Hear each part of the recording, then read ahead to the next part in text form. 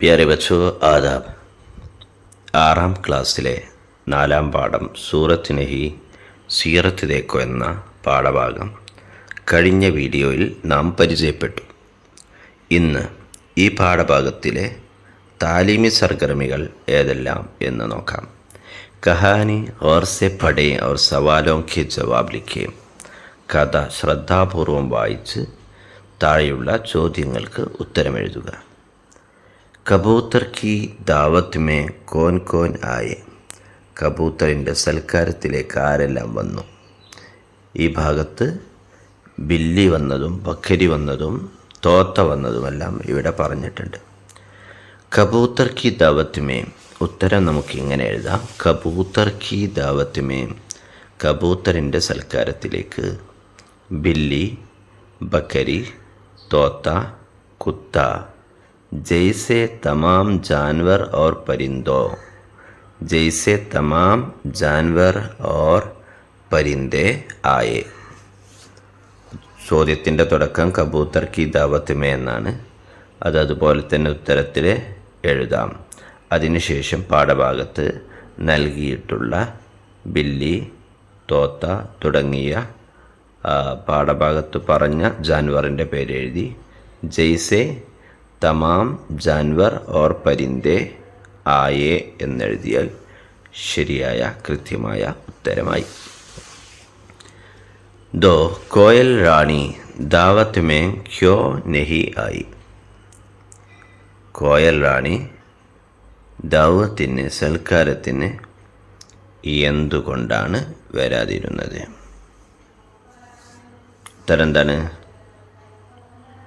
കോയൽ റാണി ये समझते थे, ये सोचते थे कि मेरा रंग बहुत काला है. കോയൽ റാണി കരുതിയിരുന്നു, ആലോചിച്ചിരുന്നു എന്നൊക്കെ പറയാം. കെ എന്ത്? മേരാ രംഗ് ബഹുത്ത് കാല ഹെ, എൻ്റെ നിറം കറുപ്പാണെന്നും എൻ്റെ ശക്കില്, എൻ്റെ രൂപം അത്ര കൊള്ളാത്തതാണെന്നും മറ്റു പരിന്തകൾ എന്നെ കളിയാക്കുമെന്ന് വിചാരിച്ചിട്ടാണ് വരാതിരിക്കുന്നത്. മേനഹിയാവുകി എന്ന് പറയുന്ന ഈ ഭാഗമാണ് ഉത്തരം. അതിനു മുമ്പ് കോയൽ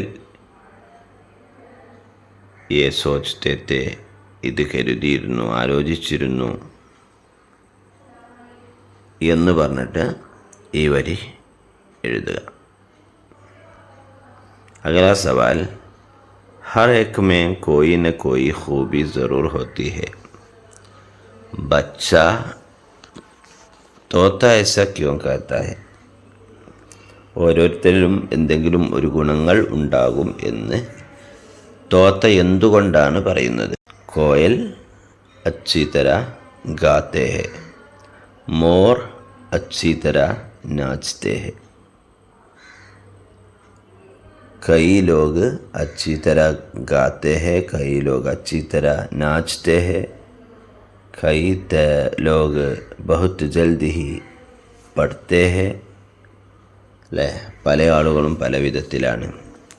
അപ്പോൾ എല്ലാ മനുഷ്യന്മാരിലും എന്തെങ്കിലും ഒരു ഹോബി ഉണ്ടായിരിക്കും എന്നു തന്നെയാണ് അതിൻ്റെ ഉത്തരം.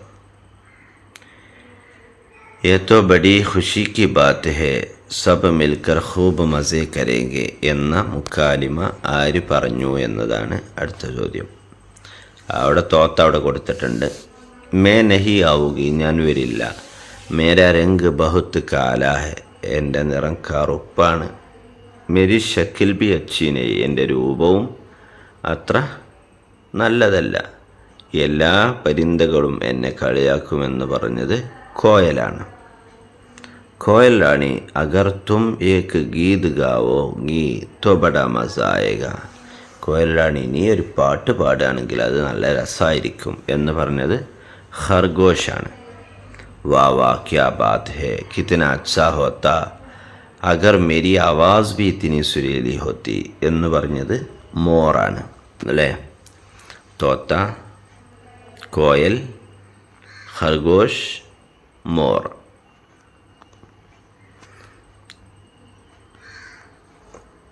नीचे चंद जानवरों की तस्वीरें हैं, उन्हें पहचान कर नाम लिखें, उनको अलग अलग खानों में लिखें.